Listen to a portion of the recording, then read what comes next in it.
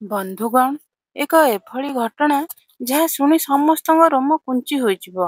ଏକ ଗାଁରେ ଜଣେ ଗରିବ କୃଷକଙ୍କର 4 ଝିଅ ବିନା ବିବାହରେ ଗର୍ଭବତୀ ହୋଇଗଲେ।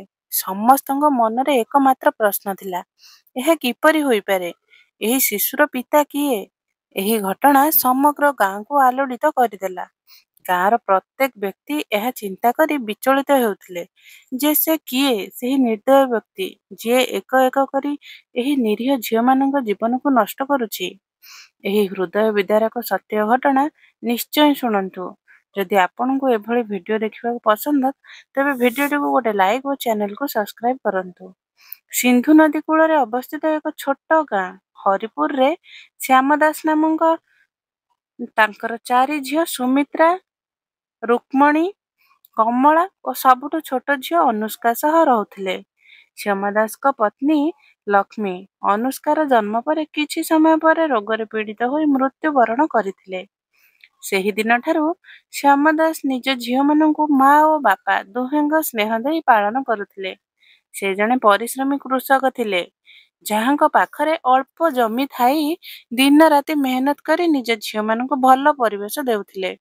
ତାଙ୍କର ସବୁଠୁ ବଡ଼ ଝିଅ ସୁମିତ୍ରା ଏବେ 22 ବର୍ଷର ହୋଇଥିଲା ଓ ଘରର ଦାୟିତ୍ୱ ନେଇ ତାଙ୍କ ବାପାଙ୍କୁ ସମ୍ପୂର୍ଣ୍ଣ ସାହାଯ୍ୟ କରୁଥିଲା। ସୁମିତ୍ରା ଜଣେ ବୁଦ୍ଧିମାନ ଓ ପରିଶ୍ରମୀ ଝିଅ ଥିଲା। ତାର ମାଙ୍କ ମୃତ୍ୟୁ ପରେ ସେ ନିଜ ଭଉଣୀମାନଙ୍କୁ ମା ପରି ଦେଖାଶୁଣା କରିଥିଲା। ସେ ସକାଳୁ ଉଠି ଘରର ସବୁ କାମ ସମ୍ଭାଳୁଥିଲା, ଖାଦ୍ୟ ତିଆରି କରୁଥିଲା ଓ ତାର ବାପାଙ୍କ ପାଇଁ ଜମିକୁ ନେବା ପାଇଁ ଖାଦ୍ୟ ପ୍ରସ୍ତୁତ କରୁଥିଲା। ତାର ଭଉଣୀମାନେ ମଧ୍ୟ ଘରର କାମରେ ତାକୁ ସମ୍ପୂର୍ଣ୍ଣ ସାହାଯ୍ୟ କରୁଥିଲେ। 4 ଭଉଣୀ ଏକାଠି ବହୁତ ପ୍ରେମ ଓ ଏକତାରେ ରହୁଥିଲେ। ଗାଁରେ ଲୋକମାନେ ଶ୍ୟାମ ଦାସଙ୍କ ପରିବାରର ପ୍ରଶଂସା କରୁଥିଲେ ଓ ସୁମିତ୍ରାର ସୌନ୍ଦର୍ଯ୍ୟ ଓ ବୁଦ୍ଧିମତ୍ତାର ଚର୍ଚ୍ଚା ଗାଁର ପ୍ରତ୍ୟେକ ଗଳିରେ ହେଉଥିଲା। ଏକ ସୁନ୍ଦର ସକାଳେ ସୂର୍ଯ୍ୟଙ୍କ ପ୍ରଥମ କିରଣ ହରିପୁର ଗାଁରେ ବିଛାଉଥିଲା। ଶ୍ୟାମ ଦାସ ତାଙ୍କ ଛୋଟ ଅଗଣାରେ ବସିଥିଲେ ଓ ସୁମିତ୍ରା ତାଙ୍କ ପାଇଁ ଖାଦ୍ୟ ପ୍ରସ୍ତୁତ କରୁଥିଲା। ଶ୍ୟାମ ଦାସ ତାଙ୍କ ଗମ୍ଭୀର ସ୍ୱରରେ କହିଲେ, ସୁମିତ୍ରା, ଝିଅ, ଶୀଘ୍ର ଖାଦ୍ୟ ବାନ୍ଧିଦେ, ମୁଁ ଜମିକୁ ଯିବାକୁ ଯାଉଛି। ଆଜି ଗଙ୍ଗାଧର ମୋର ଅପେକ୍ଷା କରୁଥିବ। ସୁମିତ୍ରା ରୋଷେଇ ଘରୁ ଉତ୍ତର ଦେଲା, ହଁ ବାପା, ଏବେ ତିଆରି କରୁଛି। ସେ ଏକ ଥାଳିରେ ତାଜା ରୁଟି, ପରିବା ଓ ଏକ ଛୋଟ ପାତ୍ରରେ କ୍ଷୀର ରଖିଲା। କ୍ଷୀରିର ମିଠା ସୁଗନ୍ଧ ସମଗ୍ର ଘରେ ବ୍ୟାପି ଯାଉଥିଲା। ଶ୍ୟାମ ଦାସ ମୁସ୍କାନରେ ହସି କହିଲେ, ବାଃ ଝିଅ, ଏହି କ୍ଷୀରିର ସୁଗନ୍ଧ ବହୁତ ଅଦ୍ଭୁତ ଲାଗୁଛି। ଆଜି ମୋ ଝିଅ ମୋ ପାଇଁ ଖାସ୍ ଖାଦ୍ୟ ତିଆରି କରିଛି। ସୁମିତ୍ରା ଲାଜୁଆ ହୋଇ ଉତ୍ତର ଦେଲା, ହଁ ବାପା, ଆପଣଙ୍କୁ କ୍ଷୀରି ବହୁତ ପସନ୍ଦ ନା, ତେଣୁ ଆଜି ମୁଁ ଖାସ୍ ଆପଣଙ୍କ ପାଇଁ ତିଆରି କରିଛି। ଶ୍ୟାମ ଦାସ କହିଲେ, ବେଶ ଭଲ କଥା, ଆଜି ମୁଁ ପେଟ ପୂରାଇ ଖାଇବି। ଏବେ ମୁଁ ଯାଉଛି। ଝିଅ, ତୁ ନିଜର ଓ ତୋ ଭଉଣୀମାନଙ୍କର ଯତ୍ନ ନେ। ଆଉ ହଁ, କୌଣସି ଅଜଣା ଲୋକଙ୍କୁ ଘରେ ପ୍ରବେଶ କରିବାକୁ ଦବୁ ନାହିଁ। ସୁମିତ୍ରା ଉତ୍ତର ଦେଲା, ହଁ ବାପା, ଆପଣ ନିଶ୍ଚିନ୍ତ ରୁହନ୍ତୁ। ଆପଣ ମଧ୍ୟ ନିଜର ଯତ୍ନ ନିଅନ୍ତୁ। ଶ୍ୟାମ ଦାସ ତାଙ୍କ ଝୁଡ଼ି ଉଠାଇ ଜମି ଆଡ଼କୁ ଚାଲିଗଲେ। ଗଙ୍ଗାଧର ଓ ଶ୍ୟାମ ଦାସଙ୍କ ବନ୍ଧୁତା ବାଲ୍ୟକାଳରୁ ଥିଲା। ଦୁହେଁ ଏକାନ୍ତରେ ଭାଇ ପରି ବ୍ୟବହାର କରୁଥିଲେ। ଗଙ୍ଗାଧର କିଛି ବର୍ଷ ପୂର୍ବେ ବ୍ୟବସାୟ ନିମନ୍ତେ ଅନ୍ୟ ଗାଁକୁ ଯାଇଥିଲେ, କିନ୍ତୁ ନିକଟରେ ସେ ହରିପୁରକୁ ଫେରି ଆସିଥିଲେ। ସେ ହସି କହିଲେ, ଆରେ ଶ୍ୟାମ ଦାସ, ଆଜି ତ ବହୁତ ଡେରି କରିଦେଲୁ। ଶ୍ୟାମ ଦାସ ଉତ୍ତର ଦେଲେ, ହଁ, କିଛି ନୁହେଁ, ସୁମିତ୍ରା ସହ କିଛି କଥା ହେଉଥିଲି। ଗଙ୍ଗାଧର ପୁରୁଣା ସ୍ମୃତି ମନେକରି କହିଲେ, ବେଶ, ଏବେ ତ ସୁମିତ୍ରା ମଧ୍ୟ ବଡ଼ ହୋଇଥିବ। ଯେତେବେଳେ ସେ ଛୋଟ ଥିଲା, ମୁଁ ତାକୁ ମୋ କାନ୍ଧରେ ବସାଇ ମେଳା ଦେଖାଉଥିଲି, କିନ୍ତୁ ଏବେ ତ 10 ବର୍ଷ ପରେ ଗାଁକୁ ଫେରୁଛି। କାହା ସହ ମିଳିବାର ସୁଯୋଗ ମିଳିନାହିଁ।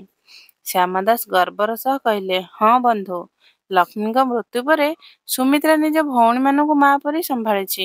ମୁଁ ବହୁତ ଭାଗ୍ୟବାନ ଯେ ମୋ ଝିଅ ଏତେ ବୁଦ୍ଧିମାନ। ଗଙ୍ଗାଧର ଉତ୍ସାହରେ କହିଲେ, ତାହେଲେ ମୋତେ ମଧ୍ୟ ସୁମିତ୍ରା ଓ ଅନ୍ୟ ଝିଅମାନଙ୍କ ସହ ମିଳିବାକୁ ହେବ। ଚାଲ, ଆଜି ରାତିରେ ତୋ ଘରେ ଖାଇବା। ଶ୍ୟାମ ଦାସ ଖୁସିରେ ଉତ୍ତର ଦେଲେ, ଠିକ୍ ଅଛି ଭାଇ, ଆଜି ରାତିରେ ତୁ ମୋ ଘରକୁ ଆ। ସନ୍ଧ୍ୟା ଯେତେବେଳେ ସୂର୍ଯ୍ୟ ଅସ୍ତ ହେଉଥିଲେ, ଶ୍ୟାମ ଦାସ ଗଙ୍ଗାଧରକୁ ନିଜ ଘରକୁ ନେଇ ଆସିଲେ। ସୁମିତ୍ରା ଓ ତାର ଭଉଣୀମାନେ ଅଗଣାରେ କାମ କରୁଥିଲେ। ଶ୍ୟାମ ଦାସ ଜୋରରେ ଡାକିଲେ, ସୁମିତ୍ରା, କମଳା, ରୁକ୍ମଣୀ, ଅନୁଷ୍କା, ଦେଖ କିଏ ଆସିଛି। ଶ୍ୟାମ ଦାସଙ୍କ ଡାକ ଶୁଣି ଚାରି ଭଉଣୀ ବାହାରକୁ ଆସିଲେ। ସୁମିତ୍ରା ପଚାରିଲା, ବାପା ଆପଣ ଆସିଗଲେ? ଆଉ ଏକ କିଏ? ଶ୍ୟାମ ଦାସ ହସି ଦେଇ କହିଲେ, ଝିଅ, ଏ ମୋ ବନ୍ଧୁ ଗଙ୍ଗାଧର। ତୁମେ ମନେ ରଖିଛ କି ଯେତେବେଳେ ତୁମେ ଛୋଟ ଥିଲ ଏ ତୁମକୁ ମେଳା ଦେଖାଇବାକୁ ନେଉଥିଲା? ସୁମିତ୍ରା ହସି କହିଲା, ହଁ ବାପା, ମାମୁଙ୍କୁ ମୁଁ କିପରି ଭୁଲି ପାରିବି। ଗଙ୍ଗାଧର ପ୍ରଶଂସା କରି କହିଲେ, ବାହା ସୁମିତ୍ରା, ତୁ ତ ସତରେ ବହୁତ ବଡ ହୋଇଗଲୁ। ଠିକ ତ ମା ଲକ୍ଷ୍ମୀ ପରି ଲାଗୁଛୁ। ଏହାପରେ ସୁମିତ୍ରା ଲାଜୁଆ ହୋଇ କହିଲା, ଏବେ ଆପଣମାନେ ବସନ୍ତୁ, ମୁଁ ଖାଦ୍ୟ ପରଷି ଦେଉଛି। ଏତିକି କହି ସୁମିତ୍ରା ରୋଷେଇ ଘର ଆଡକୁ ଚାଲିଗଲା। ସମସ୍ତେ ଭିତରକୁ ଗଲେ ଓ ଆରାମରେ ଖାଦ୍ୟ ଖାଇଲେ। ଗଙ୍ଗାଧର ଶ୍ୟାମ ଦାସଙ୍କ ଝିଅ ମାନଙ୍କର ପ୍ରଶଂସା କଲେ ଓ ପୁରୁଣା କଥା ମନେ କଲେ। ରାତି ବିତିଗଲା ଓ ଗଙ୍ଗାଧର ନିଜ ଘରକୁ ଫେରିଗଲେ। କିଛି ଦିନ ଏହିପରି ବିତିଗଲା। ଗଙ୍ଗାଧର ପ୍ରାୟତଃ ଶ୍ୟାମ ଦାସଙ୍କ ଘରକୁ ଆସୁଥିଲେ। ଦିନେ ଯେତେବେଳେ ଦୁହେଁ ବନ୍ଧୁ ଜମିରେ କାମ କରୁଥିଲେ, ଗଙ୍ଗାଧର ଗମ୍ଭୀର ସ୍ୱରରେ କହିଲେ, ଶ୍ୟାମ ଦାସ, ତୁ କେବେ ସୁମିତ୍ରାର ବିବାହ ବିଷୟରେ ଚିନ୍ତା କରିନୁ? ସେ ଏବେ ବଡ ହୋଇଗଲା। ଶ୍ୟାମ ଦାସ ଉତ୍ତର ଦେଲେ, କଣ କରିବି ଭାଇ, ଚିନ୍ତା ତ କରିଛି, କିନ୍ତୁ କୌଣସି ଭଲ ପୁଅ ମିଳୁ, ତାପରେ ଦେଖିବି। ମୁଁ ମୋ ଝିଅମାନଙ୍କୁ ବହୁତ ଯତ୍ନରେ ପାଳିଛି ଓ ଏବେ ମୋର ଅନ୍ୟ ତିନୋଟି ଝିଅ ଛୋଟ ଅଛନ୍ତି। ତେଣୁ ସୁମିତ୍ରାକୁ ବିବାହ ପାଇଁ ମନାଇବା ଟିକେ କଷ୍ଟ। ଗଙ୍ଗାଧର ବୁଝାଇ କହିଲେ, ଦେଖ ଭାଇ, ଅସୁବିଧା ତ ସବୁବେଳେ ରହିବ। ତାର ଅର୍ଥ ଏହା ନୁହେଁ ଯେ ତୁ ନିଜ ଝିଅର ବିବାହ ନ କରିବୁ। ସୁମିତ୍ରା ଏବେ ଯୁବତୀ ହେଉଛି, କୌଣସି ଭୁଲ ନ ହୋଇଯାଏ। ଏଥିରୁ ଭଲ ହେବ ତୁ ତାର ବିବାହ କରିଦେ। ଶ୍ୟାମ ଦାସ କହିଲେ, ହଁ ଭାଇ, ତୁ ଠିକ କହୁଛୁ। ମୁଁ ଏ ବିଷୟରେ କିଛି ଚିନ୍ତା କରିଛି। ଗଙ୍ଗାଧର ହସି କହିଲେ, ଚିନ୍ତା କଣ? ଶୀଘ୍ର ଏକ ଭଲ ପୁଅ ଦେଖ ଓ ସମ୍ପର୍କ ସ୍ଥିର କରିଦିଅ। ଶ୍ୟାମ ଦାସ ହଁ କହି ମନେ ମନେ ସୁମିତ୍ରା ପାଇଁ ଏକ ଭଲ ସମ୍ପର୍କ ଖୋଜିବାକୁ ନିଷ୍ପତ୍ତି ନେଲେ।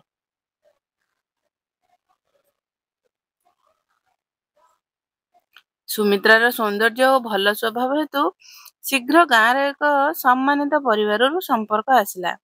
ଶ୍ୟାମ ଦାସ ସୁମିତ୍ରାକୁ କହିଲେ, ଝିଅ, ମୁଁ ତ ସମ୍ପର୍କ ଗାଁର ହରିଚରଣଙ୍କ ପୁଅ ରାମେଶ୍ୱରଙ୍କ ସହ ସ୍ଥିର କରିଛି। ତତେ କୌଣସି ଆପତ୍ତି ନାହିଁ ତ? ସୁମିତ୍ରା ନମ୍ରତାର ସହ ଉତ୍ତର ଦେଲେ, ବାପା, ଆପଣ ଯେଉଁ ନିଷ୍ପତ୍ତି ନେଇଛନ୍ତି ତାହା ମୋ ପାଇଁ ଠିକ ହେବ। ମତେ କୌଣସି ଆପତ୍ତି ନାହିଁ। ସମ୍ପର୍କ ସ୍ଥିର ହେଲା ଓ ଆସନ୍ତା ବର୍ଷ ପାଇଁ ବିବାହର ତାରିଖ ମଧ୍ୟ ରଖାଗଲା। କିନ୍ତୁ ହଠାତ୍ ଦିନେ ସୁମିତ୍ରାର ସ୍ୱାସ୍ଥ୍ୟ ଖରାପ ହେଲା। ତାକୁ ବାରମ୍ବାର ବାନ୍ତି ହେବାକୁ ଲାଗିଲା। କମଳା ଭୟଭୀତ ହୋଇ ଶ୍ୟାମ ଦାସଙ୍କୁ କହିଲା, ବାପା, ଦିଦିଙ୍କ ସ୍ୱାସ୍ଥ୍ୟ ବହୁତ ଖରାପ। ତାଙ୍କୁ ଲଗାତାର ବାନ୍ତି ହେଉଛି। ଶ୍ୟାମ ଦାସ ଚିନ୍ତିତ ହୋଇ କହିଲେ, କଣ ବାନ୍ତି? ଶୀଘ୍ର ବୈଦ୍ୟଙ୍କୁ ଡାକ। କିଛି ସମୟ ପରେ ଗାଁର ଜଣେ ବୟସ୍କ ମହିଳା ଯିଏ ବୈଦ୍ୟ କାମ କରୁଥିଲେ ଘରକୁ ଆସିଲେ। ସେ ସୁମିତ୍ରାଙ୍କୁ ପରୀକ୍ଷା କଲେ ଓ ଶ୍ୟାମ ଦାସକୁ ଏକାନ୍ତରେ ଡାକି କହିଲେ, ଶ୍ୟାମ ଦାସ, ତୁମ ଝିଅ ସୁମିତ୍ରା ମା ହେବାକୁ ଯାଉଛି। ଏହା ଶୁଣି ଶ୍ୟାମ ଦାସଙ୍କ ପାଦ ତଳୁ ମାଟି ଖସିଗଲା। ଏ କଣ କହୁଛ ବୈଦ୍ୟ ମା? ଏହା ହୋଇପାରେ ନାହିଁ। ସୁମିତ୍ରାର ତ ବିବାହ ମଧ୍ୟ ହୋଇନାହିଁ। ତୁମକୁ ନିଶ୍ଚୟ କିଛି ଭୁଲ ହୋଇଛି। ବୈଦ୍ୟ ମା ଗମ୍ଭୀର ସ୍ୱରରେ କହିଲେ, ମୁଁ ଭଲ ଭାବେ ପରୀକ୍ଷା କରିଛି ଶ୍ୟାମ ଦାସ, କୌଣସି ଭୁଲ ନାହିଁ। ବୈଦ୍ୟ ମାଙ୍କ ଚାଲିଯିବା ପରେ ଶ୍ୟାମ ଦାସ ସୁମିତ୍ରାଙ୍କୁ କଡା ସ୍ୱରରେ ପଚାରିଲେ, ସୁମିତ୍ରା, ଏସବୁ କଣ? ସତ କହ, ଏହା କିପରି ହେଲା? ସୁମିତ୍ରା କାନ୍ଦି କାନ୍ଦି କହିଲା, ବାପା, ମୋ ଉପରେ ଭରସା କରନ୍ତୁ। ମତେ କିଛି ଜଣା ନାହିଁ। ମୁଁ ଏଭଳି କୌଣସି ଭୁଲ କାମ କରିନାହିଁ। ମୁଁ ତ ଘରୁ ବାହାରକୁ ମଧ୍ୟ ଯାଇନାହିଁ। ଶ୍ୟାମ ଦାସ ରାଗରେ ଚିତ୍କାର କରି କହିଲେ, ମତେ ପାଗଳ ଭାବିଛୁ? ସତ କହ, ଏସବୁ କିପରି ହେଲା? ସୁମିତ୍ରା ବାରମ୍ବାର କେବଳ ଏତିକି କହିଲା, ବାପା, ମୁଁ ସତ କହୁଛି, ମତେ କିଛି ଜଣା ନାହିଁ। ଶ୍ୟାମ ଦାସଙ୍କ ମନ ଦ୍ୱନ୍ଦ୍ୱରେ ପଡିଗଲା। ସେ ସୁମିତ୍ରାକୁ ନେଇ ଅନ୍ୟ ଗାଁରେ ଏକ ପ୍ରସିଦ୍ଧ ବୈଦ୍ୟଙ୍କ ପାଖକୁ ଗଲେ। ବାଟରେ ତାଙ୍କୁ ଗଙ୍ଗାଧର ମିଳିଲେ। ସେ ପଚାରିଲେ, ଆରେ ଶ୍ୟାମ ଦାସ, ଏତେ ତରବରରେ କେଉଁ ଆଡେ ଯାଉଛ? ଶ୍ୟାମ ଦାସ ଶଙ୍ଖ ପରେ ଉତ୍ତର ଦେଲେ, ସୁମିତ୍ରାର ସ୍ୱାସ୍ଥ୍ୟ ଖରାପ, ବୈଦ୍ୟଙ୍କ ପାଖକୁ ଯାଉଛି। ଗଙ୍ଗାଧର ଜିଦ୍ କରି କହିଲେ, ମୁଁ ମଧ୍ୟ ସାଙ୍ଗରେ ଯାଉଛି। ସୁମିତ୍ରା ମୋ ଝିଅ ପରି। ଶ୍ୟାମ ଦାସ ତାଙ୍କୁ ମନା କରିପାରିଲେ ନାହିଁ। ଦୁହେଁ ସୁମିତ୍ରାକୁ ନେଇ ବୈଦ୍ୟଙ୍କ ପାଖକୁ ଗଲେ। ବୈଦ୍ୟ ମଧ୍ୟ କହିଲେ ଯେ ସୁମିତ୍ରା ଗର୍ଭବତୀ। ଏହା ଶୁଣି ଶ୍ୟାମ ଦାସ ଓ ଗଙ୍ଗାଧର ସ୍ତବ୍ଧ ହୋଇଗଲେ। ଶ୍ୟାମ ଦାସ ସୁମିତ୍ରାକୁ ଏକ ନିଶ୍ଚିତ ଜଙ୍ଗଲ ଆଡକୁ ନେଇଗଲେ। ସେଠାରେ ସେ ସୁମିତ୍ରାକୁ ପୁଣି ପଚାରିଲେ, ଝିଅ, ସତ କହ, ଏସବୁ କିପରି ହେଲା? ଏହା କାହାର ପାପ? ସୁମିତ୍ରା କାନ୍ଦି କାନ୍ଦି କହିଲା, ବାପା, ମୋ ଉପରେ ଭରସା କରନ୍ତୁ। ମୋତେ କିଛି ଜଣା ନାହିଁ। ମୁଁ କୌଣସି ଭୁଲ କାମ କରିନାହିଁ। ଶ୍ୟାମାଦାସ ରାଗ ଓ ଦୁଃଖରେ କହିଲେ, ଏହା ହୋଇପାରେ ନାହିଁ। ତୁ ସତ କହୁନୁ। ଯଦି ଏକଥା ଗାଁରେ ବ୍ୟାପିଗଲା, ତେବେ ଆମର ତ ଭଉଣୀମାନଙ୍କର ବଦନାମ ହେବ। ମୁଁ ଏହା ହେବାକୁ ଦେବି ନାହିଁ। ଗଙ୍ଗାଧର ମଝିରେ କହିଲେ, ଶ୍ୟାମଦାସ, ଏକା ତାର କଥା ଶୁଣ। କିନ୍ତୁ ଶ୍ୟାମଦାସଙ୍କ ରାଗ ଓ ସମାଜର ଭୟ ତାଙ୍କ ଉପରେ ହାବି ହୋଇଗଲା। ସେ ସୁମିତ୍ରାକୁ ଏକ ଗଭୀର କୂଅ ପାଖକୁ ନେଇଗଲେ। ସୁମିତ୍ରା ଭୟଭୀତ ହୋଇ କହିଲା, ବାପା, ଆପଣ କ'ଣ କରୁଛନ୍ତି? ମୋତେ ଭୟ ଲାଗୁଛି। ଶ୍ୟାମଦାସ ଆଖିରୁ ଲୁହ ସହ କହିଲେ, ମୋତେ କ୍ଷମା କର ଝିଅ। ମୁଁ ସମାଜର ତାଚ୍ଛଲ୍ୟ ଓ ବଦନାମରୁ ବଞ୍ଚିବା ପାଇଁ ବାଧ୍ୟ। ଯଦି ତୁ ରହିଲୁ, ତେବେ ମୋ ଅନ୍ୟ ଝିଅମାନଙ୍କ ଜୀବନ ନଷ୍ଟ ହୋଇଯିବ। ସୁମିତ୍ରା ଚିତ୍କାର କରୁଥିଲା, ବାପା, ଏପରି କରନ୍ତୁ ନାହିଁ। ମୁଁ ସତ କହୁଛି। କିନ୍ତୁ ଶ୍ୟାମଦାସ ତାର କଥା ନ ଶୁଣି ତାକୁ କୂଅରେ ଠେଲିଦେଲେ। ସୁମିତ୍ରାର ଚିତ୍କାର ଜଙ୍ଗଲରେ ଗୁଞ୍ଜି ଉଠିଲା ଓ ତାପରେ ସବୁ ଶାନ୍ତ ହୋଇଗଲା। ଗଙ୍ଗାଧର ଆଶ୍ଚର୍ଯ୍ୟ ଓ ଦୁଃଖରେ କହିଲେ, ଏ ତୁ କ'ଣ କଲୁ ଶ୍ୟାମଦାସ? ଶ୍ୟାମଦାସ ଭାଙ୍ଗି ପଡ଼ି ସ୍ୱରରେ କହିଲେ, ମୋତେ ଆଉ କୌଣସି ଉପାୟ ଦେଖାପଡ଼ିଲା ନାହିଁ। ମୁଁ ମୋ ଅନ୍ୟ ଝିଅମାନଙ୍କ ଜୀବନ ନଷ୍ଟ ହେବାକୁ ଦେଇପାରିବି ନାହିଁ। ଦୁହେଁ ଚୁପଚାପ ନିଜ ଘରକୁ ଫେରିଗଲେ। ଶ୍ୟାମଦାସ ଘରେ ପହଞ୍ଚିବା ପରେ ତାଙ୍କର 3 ଝିଅ କମଳା, ରୁକ୍ମଣୀ ଓ ଅନୁଷ୍କା ପଚାରିଲେ, ବାପା, ଆପଣ ଏକା କାହିଁକି ଆସିଲେ? ଦିଦି କେଉଁଠି ଅଛି? ଶ୍ୟାମଦାସ ବାହାନା କରି କହିଲେ, ସୁମିତ୍ରାକୁ ମୁଁ ତୁମ ମାଉସୀ ପାଖରେ ଛାଡ଼ି ଆସିଛି। ତାର ସ୍ୱାସ୍ଥ୍ୟ ଭଲ ନଥିଲା, ତେଣୁ ସେଠାରେ ସେ ସୁସ୍ଥ ହୋଇଯିବ। କମଳା କହିଲା, ତେବେ ଆପଣ ଭଲ କଲେ। ବାପା, ଚାଲନ୍ତୁ, ଖାଦ୍ୟ ଖାଇନିଅନ୍ତୁ। କିନ୍ତୁ ଶ୍ୟାମଦାସଙ୍କ ମନ ଭାରି ଥିଲା। ସେ ଖାଦ୍ୟ ଖାଇବାକୁ ମନା କରି ବାହାରକୁ ଚାଲିଗଲା। ରାତିରେ ଏକା ବସି ସେ ଚିନ୍ତା କରୁଥିଲା, ଆଜି ତ ମୁଁ ସେମାନଙ୍କ ପ୍ରଶ୍ନରୁ ବଞ୍ଚିଗଲି, କିନ୍ତୁ ଆଗକୁ କ'ଣ ହେବ? ଯଦି କେହି ପୁଣି ସୁମିତ୍ରା ବିଷୟରେ ପଚାରିବ, ତେବେ ମୁଁ କ'ଣ ଉତ୍ତର ଦେବି? କିଛି ମାସ ବିତିଗଲା। ଶ୍ୟାମଦାସ ପ୍ରତିଦିନ ସୁମିତ୍ରାର ସ୍ମୃତିରେ ବିଚଳିତ ହେଉଥିଲେ। ସେ ଗାଁବାସୀଙ୍କ ପ୍ରଶ୍ନରୁ ବଞ୍ଚିବା ପାଇଁ ବାହାନା କରୁଥିଲେ। କିନ୍ତୁ ଦିନେ ପୁଣି ଏକ ନୂଆ ସଙ୍କଟ ଆସି ଉପସ୍ଥିତ ହେଲା। ତାଙ୍କର ଦ୍ୱିତୀୟ ଝିଅ କମଳାର ସ୍ୱାସ୍ଥ୍ୟ ଖରାପ ହେଲା। ତାକୁ ମଧ୍ୟ ବାନ୍ତି ଓ ମୁଣ୍ଡ ଘୂରିବା ଆରମ୍ଭ ହେଲା। କମଳା ଦୁର୍ବଳ ସ୍ୱରରେ କହିଲା, ବାପା, ମୋତେ ଜଣା ନାହିଁ କ'ଣ ହେଲା। କାଲି ରାତିଠାରୁ ବାନ୍ତି ହେଉଛି ଓ ମୋତେ ମୁଣ୍ଡ ଘୂରାଉଛି। ଶ୍ୟାମଦାସଙ୍କ ହୃଦୟ ଧକ୍ ହୋଇଗଲା। ହେ ଭଗବାନ, କିଛି ଏହା ମଧ୍ୟ ସେହି। ସେ ମନେ ମନେ ଚିନ୍ତା କଲେ। ସେ ତୁରନ୍ତ ଏକ ବୈଦ୍ୟକୁ ଡାକିବାକୁ ଗଲେ, ଯାହାଙ୍କୁ ଗାଁରେ କମ୍ ଲୋକ ଜାଣନ୍ତି। ବୈଦ୍ୟ କମଳାଙ୍କୁ ପରୀକ୍ଷା କରି ଶ୍ୟାମଦାସଙ୍କୁ କହିଲେ, ତୁମ ଝିଅ ମା ହେବାକୁ ଯାଉଛି। ଏହା ଶୁଣି ଶ୍ୟାମଦାସଙ୍କ ରାଗ ଓ ଭୟ ପୁଣି ଜାଗି ଉଠିଲା। ସେ କମଳାକୁ ପଚାରିଲେ, ଏ କ'ଣ ଶୁଣୁଛି? ସତ କହ, ଏସବୁ କିପରି ହେଲା? କମଳା ଦୁର୍ବଳ ସ୍ୱରରେ କହିଲା, ବାପା, ମୋ ମାଙ୍କ ଶପଥ, ମୋତେ କିଛି ଜଣା ନାହିଁ। ମୁଁ କୌଣସି ଭୁଲ କାମ କରିନାହିଁ। ଶ୍ୟାମଦାସ ରାଗରେ ଚିତ୍କାର କରି କହିଲେ, ତୁ ମଧ୍ୟ ସେଇ କଥା କହୁଛୁ ଯାହା ସୁମିତ୍ରା କହୁଥିଲା। ମୁଁ ଏବେ ଆଉ ବଦନାମ ସହିପାରିବି ନାହିଁ। କମଳା କାନ୍ଦି କାନ୍ଦି କହିଲା, ବାପା, ମୁଁ ସତ କହୁଛି। ଯଦି ଆପଣଙ୍କୁ ମୋ ଉପରେ ବିଶ୍ୱାସ ନାହିଁ, ତେବେ ମୁଁ ମୋ ଜୀବନ ଦେଇଦେବି। ଶ୍ୟାମଦାସ ତାକୁ ଅଟକାଇ କହିଲେ, ନା ଝିଅ, ଏପରି କର ନାହିଁ। ମୋତେ ତୋ କଥାରେ ବିଶ୍ୱାସ ଅଛି, କିନ୍ତୁ ଏହି ସମସ୍ୟାର କିଛି ସମାଧାନ ବାହାର କରିବାକୁ ହେବ। ଶ୍ୟାମଦାସଙ୍କୁ ଏବେ ବୁଝା ପଡ଼ିଲା ଯେ ଏହା କୌଣସି ସାଧାରଣ ଘଟଣା ନୁହେଁ। ସେ ନିଷ୍ପତ୍ତି ନେଲେ ଯେ ଏଥର ସେ ରାଜା ବିକ୍ରମାଦିତ୍ୟଙ୍କ ପାଖକୁ ଯିବେ। ସେ କମଳାକୁ ଘରେ ଛାଡ଼ି ମହଲ ଆଡ଼କୁ ଚାଲିଗଲେ। ମହଲରେ ରାଜା ବିକ୍ରମାଦିତ୍ୟ ତାଙ୍କ ସଭାରେ ବସିଥିଲେ। ଶ୍ୟାମଦାସ ତାଙ୍କ ସାମ୍ନାକୁ ଯାଇ କହିଲେ, ମହାରାଜ, ମୋତେ ସାହାଯ୍ୟ କରନ୍ତୁ। ମୁଁ ବହୁତ ବଡ଼ ସଙ୍କଟରେ ଅଛି। ରାଜା ପଚାରିଲେ, କ'ଣ ହେଲା ଶ୍ୟାମଦାସ? ତୁମେ ଏତେ ବିଚଳିତ କାହିଁକି? ଶ୍ୟାମଦାସ ବିନତି କରି କହିଲେ, ମହାରାଜ, ଏକଥା ମୁଁ ସମସ୍ତଙ୍କ ସାମ୍ନାରେ କହିପାରିବି ନାହିଁ। ଦୟାକରି ମୋତେ ଆପଣଙ୍କ ସହ ଏକାନ୍ତରେ କଥା ହେବାର ସୁଯୋଗ ଦିଅନ୍ତୁ। ରାଜା ତାଙ୍କୁ ନିଜ କକ୍ଷକୁ ଡାକି ପଚାରିଲେ, ଏବେ କୁହ, କଥା କ'ଣ? ଶ୍ୟାମଦାସ ସମସ୍ତ କାହାଣୀ, ସୁମିତ୍ରାର ରୋଗ, ବୈଦ୍ୟଙ୍କ କଥା ଓ ତାଙ୍କର ଭୟଙ୍କର ନିଷ୍ପତ୍ତି ସବୁ ରାଜାଙ୍କୁ କହିଲେ। ସେ ଏହା ମଧ୍ୟ କହିଲେ ଯେ ଏବେ ତାଙ୍କର ଦ୍ୱିତୀୟ ଝିଅ କମଳା ସହ ମଧ୍ୟ ସେହି ଘଟଣା ଘଟିଛି। ଶ୍ୟାମଦାସ ଲୁହ ସହ କହିଲେ, ମହାରାଜ, ମୋ ଝିଅମାନେ ବହୁତ ବୁଦ୍ଧିମାନ। ସେମାନେ ଘରୁ ବାହାରକୁ ଯାଆନ୍ତି ନାହିଁ। ତଥାପି ସବୁ କିପରି ହେଉଛି, ମୁଁ ଆପଣଙ୍କ ପାଖରେ ନ୍ୟାୟ ମାଗିବାକୁ ଆସିଛି। ରାଜା ବିକ୍ରମାଦିତ୍ୟ ଗଭୀର ଚିନ୍ତାରେ ପଡ଼ିଗଲେ। ଏହି ମାମଲା ସତରେ ବହୁତ ଗମ୍ଭୀର। ତୁମେ ତୁମ ବଡ଼ ଝିଅର କଥାରେ ବିଶ୍ୱାସ କରିନଥିଲ ଓ ତାକୁ ମାରି ଦେଇଥିଲ। ଏହା ତୁମର ସବୁଠୁ ବଡ଼ ଭୁଲ ଥିଲା। ଯଦି ତୁମେ ସେତେବେଳେ ମୋ ପାଖକୁ ଆସିଥାନ୍ତ, ତେବେ ହୁଏତ ଆଜି ଏହି ସ୍ଥିତି ନ ହୋଇଥାନ୍ତା।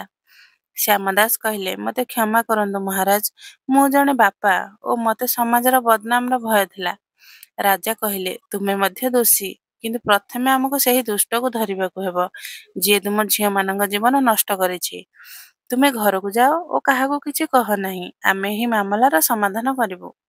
ଶ୍ୟାମଦାସ ଘରକୁ ଫେରିଗଲେ ଓ ରାଜା ସାରା ରାତି ଏହି ଅଜଣା ମାମଲା ବିଷୟରେ ଚିନ୍ତା କରୁଥିଲେ। ପରଦିନ ସକାଳେ ରାଜା ତାଙ୍କର ବିଶ୍ୱସ୍ତ ମନ୍ତ୍ରୀ ବିଶ୍ୱନାଥକୁ ଡାକିଲେ। ମନ୍ତ୍ରୀଜୀ, ଏହି ମାମଲା ବହୁତ ଜଟିଳ। ଆମକୁ ସେଇ ଦୁଷ୍ଟକୁ ଧରିବାକୁ ହେବ, ଯିଏ ଏହି ଅପରାଧର ଦାୟୀ। ମନ୍ତ୍ରୀ ବିଶ୍ୱନାଥ କହିଲେ, ମହାରାଜ, ଆପଣ କିଛି ଯୋଜନା କରନ୍ତୁ। ମୁଁ ଆପଣଙ୍କୁ ସମ୍ପୂର୍ଣ୍ଣ ସାହାଯ୍ୟ କରିବି। ରାଜା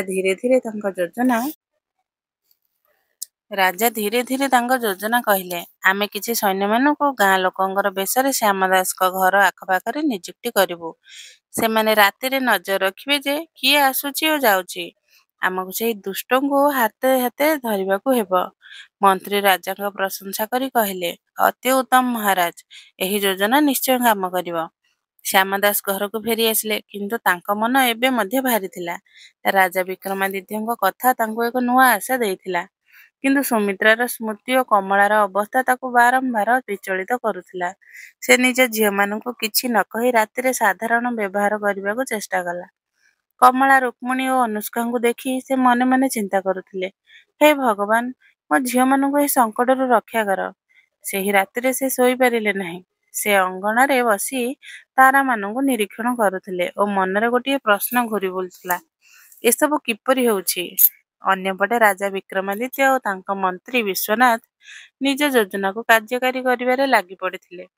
ବିଶ୍ୱନାଥ ତାଙ୍କର ସବୁଠୁ ବିଶ୍ୱସ୍ତ ସୈନିକମାନଙ୍କୁ ବାଛିଲେ, ଯେଉଁମାନେ ଗାଁ ଲୋକଙ୍କ ବେଶରେ ଶ୍ୟାମଦାସଙ୍କ ଘର ଆଖପାଖରେ ନଜର ରଖିବେ।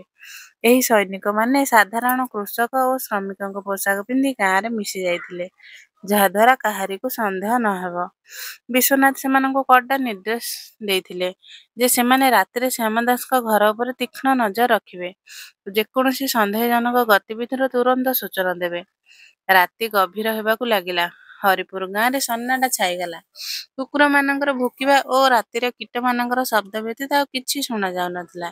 ଶ୍ୟାମଦାସଙ୍କ ପରିବାର ଗଭୀର ନିଦ୍ରାରେ ଥିଲା। କମଳା, ଯିଏ ଦିନ ସାରା ଅସୁସ୍ଥତା ଓ ବାନ୍ତିରେ ଥକି ପଡ଼ିଥିଲା, ତାର ଭଉଣୀମାନଙ୍କ ପାଖରେ ଶୋଇପଡ଼ିଥିଲା। ଶ୍ୟାମଦାସ ମଧ୍ୟ ଶେଷରେ ଥକାପଣରେ ତାଙ୍କ ଖଟିଆରେ ଶୋଇଥିଲେ, କିନ୍ତୁ ତାଙ୍କ ଆଖି ଖୋଲା ଥିଲା। ଅଧା ରାତିରେ ଜଣେ କଳା କପଡ଼ାରେ ମୁହଁ ଢାଙ୍କିଥିବା ବ୍ୟକ୍ତି ଚୁପଚାପ ଶ୍ୟାମଦାସଙ୍କ ଘର ଆଡ଼କୁ ଆଗେଇ ଚାଲିଲା। ତାର ଚାଲ ସତର୍କ ଥିଲା, ଯେପରି ସେ ଚାହୁଁନଥିଲା ଯେ କେହି ତାକୁ ଦେଖିବ। ସେ ଘରର ପଛପଟେ ଥିବା ଏକ ଛୋଟ ଦୁଆର ଆଡ଼କୁ ଗଲା, ଯାହା ଅଗଣାରେ ଖୋଲୁଥିଲା। ସୈନିକମାନେ ଯେଉଁଠାରେ ଆଖପାଖ ଗଛ ଓ ଝାଡ଼ି ମଧ୍ୟରେ ଲୁଚି ରହିଥିଲେ, ତାର ପ୍ରତ୍ୟେକ ଗତିବିଧି ଉପରେ ନଜର ରଖୁଥିଲେ। ଯେତେବେଳେ ସେ ଦୁଆର ଶଙ୍କୁଳା ଖୋଲିବାକୁ ଚେଷ୍ଟା କଲା, ଜଣେ ସୈନିକ ଚୁପଚାପ ଏକ ଜାଲ ଫୋପାଡ଼ିଲା। ଏହି ଜାଲ ବିଶେଷ ଭାବେ ତିଆରି ହୋଇଥିଲା, ଯେଉଁଥିରେ ତୀକ୍ଷ୍ଣ କଣ୍ଟା ଲାଗିଥିଲା। ଜାଲଟି ତାର ଗୋଡ଼ରେ ଜଡ଼ିତ ହେଲା ଓ ସେ ଯନ୍ତ୍ରଣାରେ ଚିତ୍କାର କରି ମାଟିରେ ପଡ଼ିଗଲା। ଗୋଡ଼ରେ କାଣ୍ଟା ଚୁଭିବା ଯୋଗୁଁ ସେ ଜୋରରେ ଚିତ୍କାର କଲା। ତାର ଚିତ୍କାର ରାତିର ସନ୍ନାଟାକୁ ଚିରିଦେଲା। ସେହି ସମୟରେ ସୈନିକମାନେ ଏକ ବଡ଼ ଲୌହ ପିଞ୍ଜରା, ଯାହା ପୂର୍ବରୁ ଗଛ ଉପରେ ଝୁଲୁଥିଲା, ତଳେ ଫୋପାଡ଼ି ଦେଲେ। ପିଞ୍ଜରାଟି ସେହି ବ୍ୟକ୍ତି ଉପରେ ପଡ଼ିଗଲା ଓ ସେ ତହିଁ ଭିତରେ ଫସିଗଲା। ପିଞ୍ଜରାର ଶବ୍ଦରେ ଶ୍ୟାମଦାସ ଓ ତାଙ୍କ ଝିଅମାନେ ଜାଗି ପଡ଼ିଲେ। ଆଖପାଖର କିଛି ଗାଁ ଲୋକ ମଧ୍ୟ ବାହାରକୁ ଆସିଲେ। ସୈନିକମାନେ ତୁରନ୍ତ ପରିସ୍ଥିତି ନିୟନ୍ତ୍ରଣ କରି ଭିଡ଼କୁ ଶାନ୍ତ କଲେ। ଶ୍ୟାମଦାସ ରାଗ ଓ ଆଶ୍ଚର୍ଯ୍ୟରେ ଚିତ୍କାର କରି କହିଲେ, ଏ କିଏ? ମୋ ଘରେ ଚୁପଚାପ ପଶୁଥିଲା। ଜଣେ ସୈନିକ କହିଲା, ଏହାକୁ ମହଲକୁ ନିଅ। ମହାରାଜ ଏହାର ନିଷ୍ପତ୍ତି ନେବେ। ଶ୍ୟାମଦାସ, କମଳା ଓ କିଛି ଗାଁ ଲୋକେ ସୈନିକମାନଙ୍କ ସହ ସେହି ବ୍ୟକ୍ତିକୁ ପକଡ଼ି ମହଲ ଆଡ଼କୁ ଚାଲିଲେ। ପିଞ୍ଜରାରେ ବନ୍ଦ ଥିବା ସେହି ବ୍ୟକ୍ତିର ମୁହଁ ଏବେ ମଧ୍ୟ କଳା କପଡ଼ାରେ ଢାଙ୍କି ହୋଇଥିଲା। ଶ୍ୟାମଦାସଙ୍କ ହୃଦୟ ଜୋରରେ ଧଡ଼କୁଥିଲା। ସେ ଚିନ୍ତା କରୁଥିଲେ, ଏ କିଏ ହୋଇପାରେ? ମୋ ଝିଅମାନଙ୍କ ସହ ଏହି ଘୃଣ୍ୟ କାମ କିଏ କରିଛି? ମହଲରେ ରାଜା ବିକ୍ରମାଦିତ୍ୟଙ୍କୁ ରାତିରେ ହିଁ ସୂଚନା ମିଳିଥିଲା।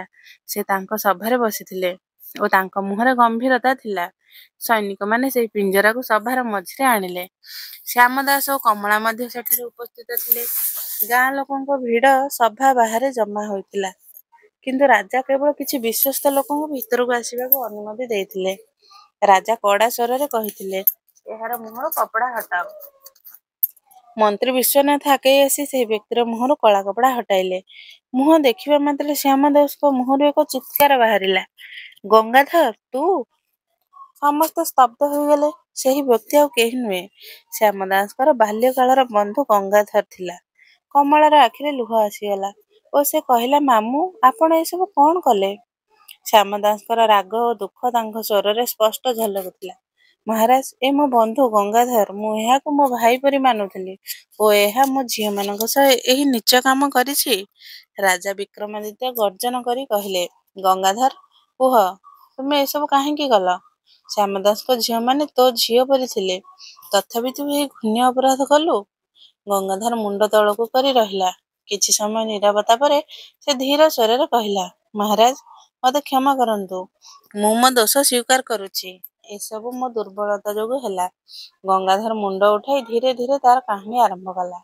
ମହାରାଜ, ଯେତେବେଳେ ମୁଁ ଏହି ଗାଁରେ ରହୁଥିଲି, ଶ୍ୟାମ ଦାସ ଓ ମୁଁ ବାଲ୍ୟକାଳର ବନ୍ଧୁ ଥିଲୁ।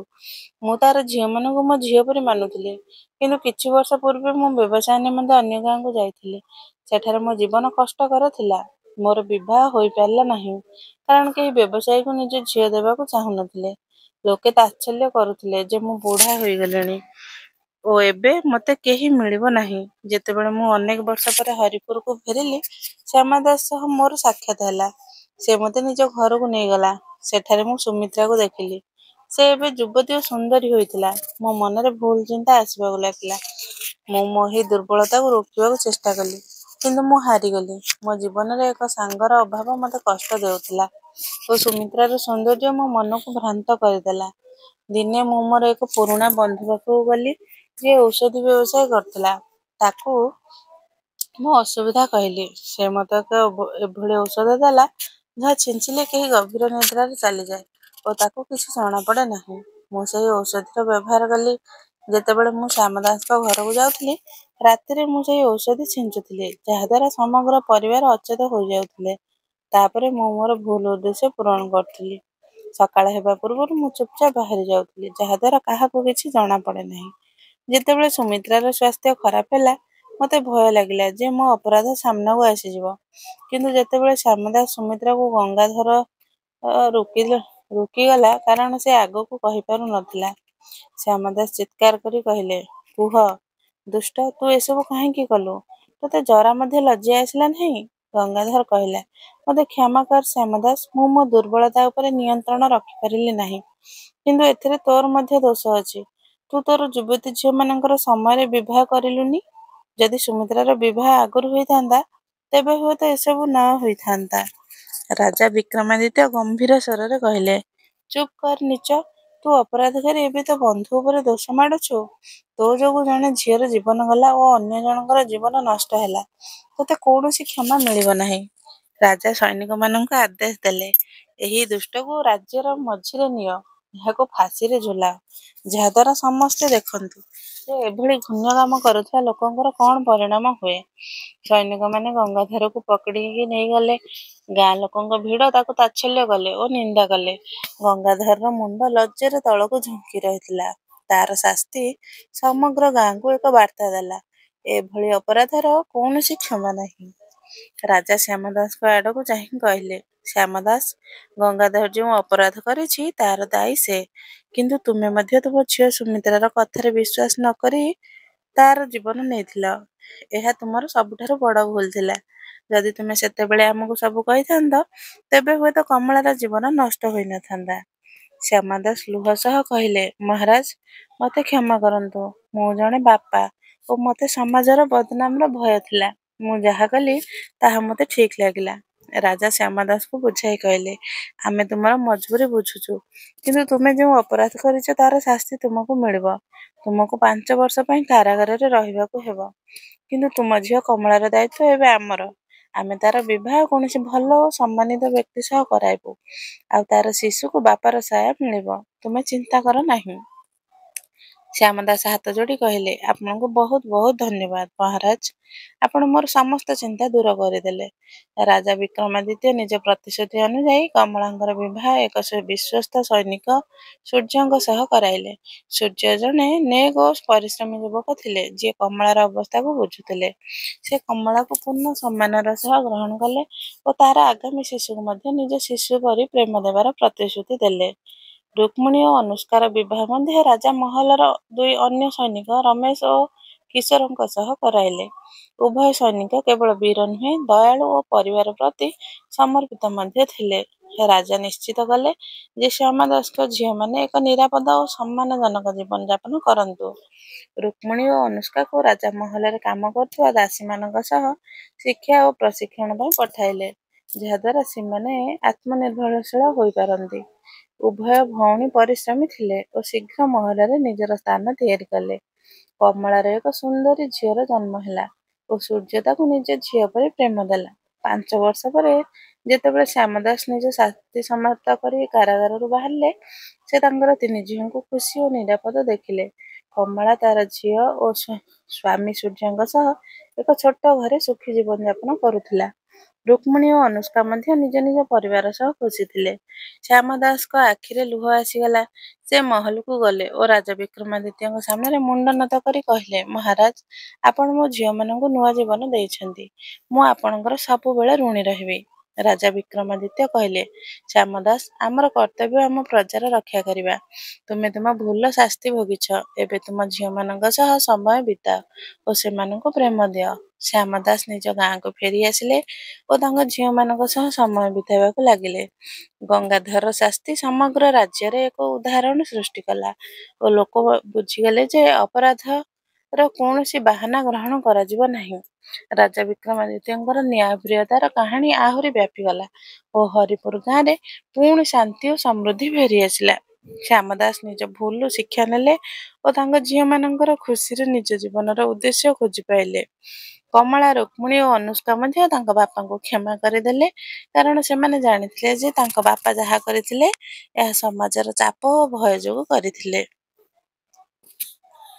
ଏହି କାହାଣୀ ଆମକୁ ଶିଖାଏ ଯେ ବିଶ୍ୱାସ, ସଂଳାପ ଓ ସମୟରେ ନିଆଯାଇଥିବା ସଠିକ୍ ନିଷ୍ପତ୍ତି କେତେ ଗୁରୁତ୍ୱପୂର୍ଣ୍ଣ। ଯଦି ଶ୍ୟାମଦାସ ତାଙ୍କ ଝିଅର କଥାରେ ବିଶ୍ୱାସ କରିଥାନ୍ତେ, ପ୍ରଥମେ ରାଜାଙ୍କ ପାଖକୁ ଯାଇଥାନ୍ତେ, ତେବେ ହୁଏତ ସୁମିତ୍ରାର ଜୀବନ ବଞ୍ଚିଥାନ୍ତା। କିନ୍ତୁ ରାଜା ବିକ୍ରମାଦିତ୍ୟଙ୍କର ନ୍ୟାୟ ନିଶ୍ଚିତ କଲା ଯେ ଅନ୍ୟ ଝିଅମାନେ ଏକ ନୂଆ ଓ ସମ୍ମାନଜନକ ଜୀବନ ପାଇବେ। ତେଣୁ ବନ୍ଧୁଗଣ, ଯଦି ଆପଣଙ୍କୁ ଏହି କାହାଣୀ ପସନ୍ଦ ହୋଇଥାଏ, ତେବେ ଭିଡ଼ିଓଟିକୁ ଲାଇକ୍ କରନ୍ତୁ ଓ ଚ୍ୟାନେଲକୁ ସବସ୍କ୍ରାଇବ୍ କରନ୍ତୁ। ଏହା ସହ ଆଜି ଏକ ପ୍ରତିଜ୍ଞା କରନ୍ତୁ ଯେ ଆପଣ ନିଜେ, ଭଉଣୀ ଓ ଝିଅମାନଙ୍କର ରକ୍ଷା କରିବେ। ସମାଜର ବଦନାମର ଭୟରେ କେବେ ମଧ୍ୟ ନିଜ ବା ନିଜ ପରିବାରର କାହାର ଜୀବନକୁ ନଷ୍ଟ ହେବାକୁ ଦେବେ ନାହିଁ।